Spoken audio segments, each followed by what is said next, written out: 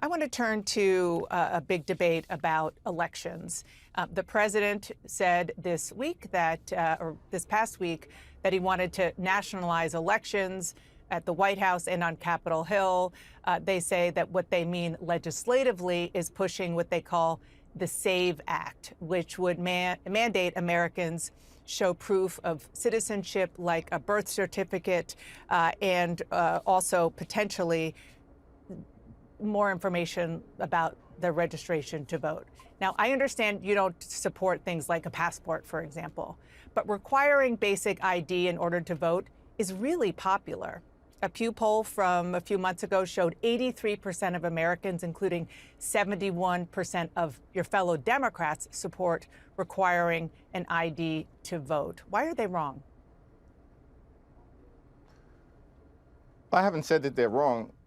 We know that states are the ones who are empowered to conduct elections, and every state should be allowed to decide the best way to proceed to ensure that there's a free and fair election. Here in New York, there are, in fact, voter identification requirements. The question is that what Republicans are trying to do is to engage in clear and blatant voter suppression. They know that if there's a free and fair election in November, they're going to lose.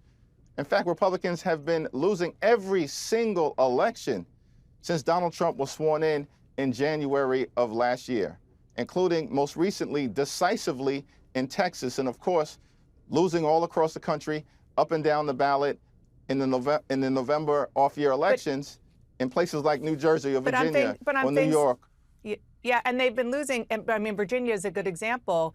They have a requirement to show your ID, and Democrats won very, very handily across the way. So why not maybe even just take that off the table and say, okay, maybe not a passport or birth certificate, but show ID?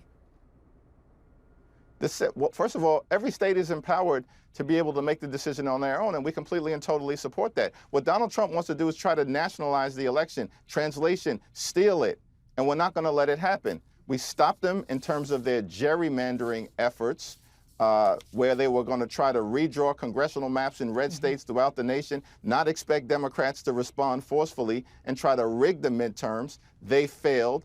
We've stopped Donald Trump from being able to federalize the National Guard, which we believe was probably part of some toxic attempt to unleash troops on American cities all across the nation and intimidate people from voting. And we're going to stop him from nationalizing the election.